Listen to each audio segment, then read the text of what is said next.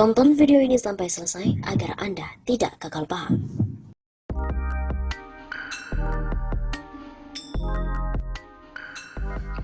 Tanggapi ajakan Jokowi untuk berdamai dengan corona, warganet bilang, "Oke lah, tapi perang sama bapak ya."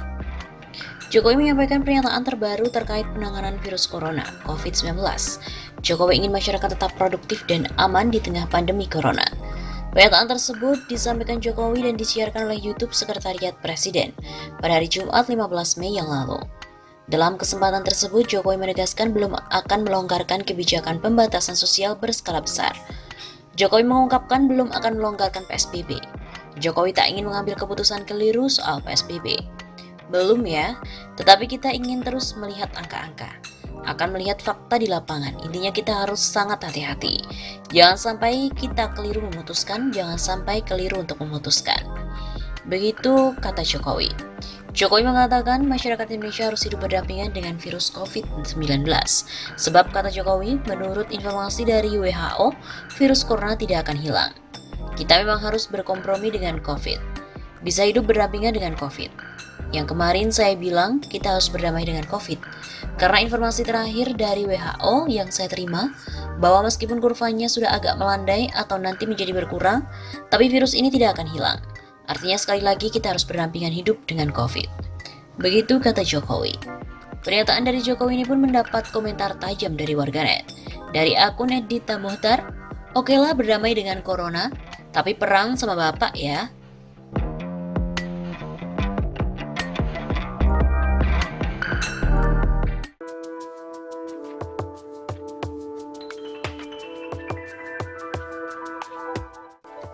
Jokowi minta warga hidup berdamai dengan corona. Apa maksudnya? Presiden RI Joko Widodo mengatakan warga Indonesia untuk bisa hidup berdampingan dengan corona atau COVID-19. Jokowi mengatakan hingga vaksin belum ditemukan maka tak ada acuan bahwa virus corona benar-benar berhenti menyebar. Artinya sampai ditemukannya vaksin yang efektif, kita harus hidup berdamai dengan COVID-19 untuk beberapa waktu ke depan. Begitu kata Jokowi di Istana Merdeka dalam video yang diunggah Biro Pers, Media, dan Informasi Sekretariat Presiden pada hari Kamis 7 Mei. Mantan Gubernur DKI Jakarta itu juga menyinggung soal kebijakan pembatasan sosial berskala besar atau PSBB yang diambil oleh pemerintah dalam memerangi COVID-19. Jokowi mengatakan Indonesia beruntung lantaran bukan lockdown atau karantina wilayah yang dipilih untuk memerangi corona. Jokowi mengatakan dengan adanya PSBB, masyarakat masih bisa beraktivitas meski terdapat pembatasan di beberapa hal. Lagi pula, upaya pembatasan untuk memutus mata rantai penyebaran COVID-19 ini memang harus terus dilakukan. Meski ada pembatasan untuk memerangi virus corona, Jokowi menyadari bahwa roda perekonomian harus tetap berjalan. Masyarakat, katanya, masih bisa beraktivitas secara terbatas, tetap harus disiplin dalam mematuhi protokol kesehatan. Dengan PSBB masyarakat masih bisa beraktivitas, tetapi memang dibatasi.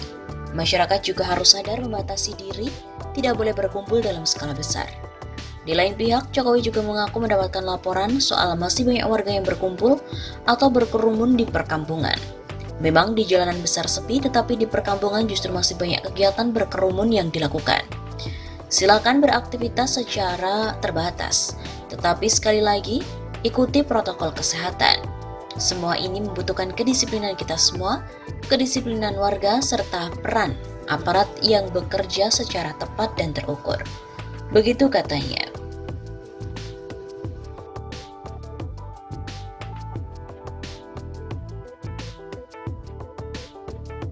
Istana pun juga akhirnya meluruskan maksud Jokowi hidup berdamai dengan corona. Deputi Bidang Protokol Pers dan Media Sekretariat Presiden B. Mahmudin menjelaskan maksud Joko Widodo yang meminta masyarakat berdamai dengan virus corona yang masih mewabah Indonesia dalam 2 bulan terakhir ini. B mengatakan maksud berdamai dengan corona sebagaimana dikatakan Jokowi itu adalah menyesuaikan dengan kehidupan. Artinya, masyarakat harus tetap bisa produktif di tengah pandemi COVID-19. Bahwa COVID itu ada dan kita berusaha agar COVID segera hilang. Tapi kita tidak boleh menjadi tidak produktif karena COVID. Menjadikan ada penyesuaian dalam kehidupan, ujar B melalui pesan singkat kepada wartawan pada hari Jumat 8 Mei. B juga menambahkan penyesuaian dalam kehidupan itu dilakukan dengan upaya mencegah penularan corona. Di antaranya dengan selalu mencuci tangan, mengenakan masker dan menjaga jarak dari kerumunan. Penyesuaian hidup ini pula menurutnya yang akan membentuk tatanan kehidupan normal baru bagi masyarakat. COVID memang belum ada antivirus, tapi kita bisa mencegah, artinya jangan menyerah. Hidup berdamai dalam penyesuaian kehidupan. Kesananya yang disebut the new normal, tatanan kehidupan baru. Diketahui, Jokowi dalam keterangannya pada hari Kamis 7 Mei, meminta masyarakat untuk berdamai dengan corona sampai vaksin ditemukan. Ia mengatakan, hingga vaksin belum ditemukan maka tak ada acuan virus corona benar-benar berhenti menyebar. Pernyataan Jokowi untuk berdamai dengan corona ini sempat mendapat sorotan di media sosial. Pernyataan itu berbeda dengan apa yang disampaikan dalam pertemuan virtual KTT G20 pada Maret yang lalu. Saat itu Jokowi mengajak negara-negara anggota G20 untuk perang melawan virus corona. Ia juga mendorong G20 memimpin upaya menemukan penawar penyakit akibat virus tersebut. Sebagai informasi, data terbaru kasus corona di Indonesia per 7 Mei mencapai 12.776 pasien.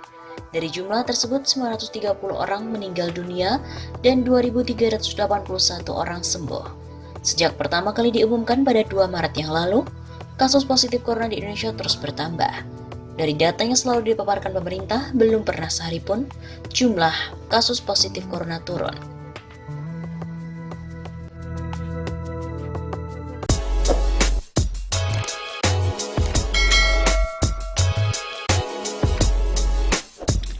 Ada beberapa skenario jika Joko Widodo lengser dari presiden akibat desakan dari rakyat Indonesia.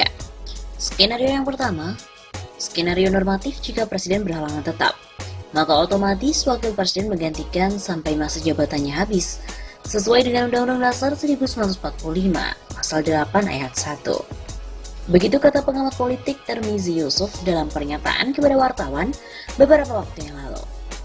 Kata Tarmizi, skenario wakil presiden Ma'ruf Amin menjadi presiden dapat terlaksana bila kondisi normal tanpa gejolak politik.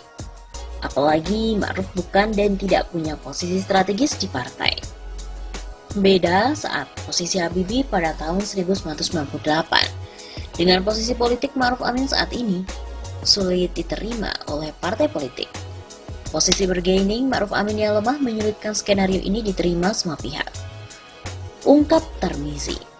Menurut Tarmizi lagi, skenario kedua, presiden dan wakil presiden dituntut untuk mundur secara bersama-sama, maka menurut Undang-Undang Dasar 1945, Pasal 8 Ayat 3, pelaksana tugas kepresidenan adalah triumvirat menteri, yaitu Menteri Luar Negeri, Menteri Dalam Negeri, dan juga Menteri Pertahanan. Dalam tempo selambat-lambatnya, 30 hari MPR memilih presiden dan wakil presiden baru yang diusulkan oleh partai politik atau gabungan partai politik. Skenario kedua, kuat pasangan yang akan muncul adalah yang diusung koalisi PDIP dan Gerindra dengan total suara 31,9% yang terdiri dari PDIP 19,33% dan Gerindra 12,57%, yaitu Prabowo Subianto dan juga Puan Maharani. Butuh 19,1% untuk memenangi pemilihan di MPR. Begitu ungkapnya. Sementara, partai lain yang diprediksi akan mengusung calon selain Prabowo Puan adalah Nasdem, yang memiliki kursi 9,05%. Menurut Tarmizi, ketegangan politik antara Megawati dan Surya Paloh pasca Pilpres hingga hari ini ditengarai sebagai sebab sulitnya bersatu kembali antara PDIP dan juga Nasdem. Adanya perbedaan dan agenda politik di antara keduanya menyebabkan Megawati dan Surya Paloh pun pecah kongsi. Selain ketiga partai itu, kemungkinan akan merapat pada salah satu koalisi yang ada dan kecil kemungkinan terbentuknya poros baru. Dengan bergabungnya PKS, PAN, dan juga P3, dengan total suara 19,57% otomatis, Prabowo Puan akan menang lebih dari 51%, belum termasuk 136 kursi DPD atau sekitar 19%. Prediksi suara DPD akan terpecah. Kata Tarmizi lagi, skenario ketiga mirip seperti peristiwa 1998. Terjadi chaos berkepanjangan sehingga Jokowi sebagai presiden mengeluarkan semacam super semar atau instruksi presiden tahun 1998 tentang Panglima Komando Operasi Kewaspadaan dan Keselamatan Nasional yang diberikan Soeharto kepada Wiranto. Gonjang-ganjing ABRI ketika itu diprediksi Wiranto tidak berani untuk menggunakan Impres tahun 98, seperti Soeharto menerima Super Semar dari Soekarno. Mungkinkah Jokowi saat terdesak menerbitkan hal serupa seperti Soeharto pada tahun 98? Impres bukan kepada Panglima TNI, melainkan perintah pemulihan keamanan kepada KSAD Jenderal Andika Perkasa. Kecuali ada pergantian Panglima TNI oleh Andika Perkasa dalam beberapa bulan ke depan.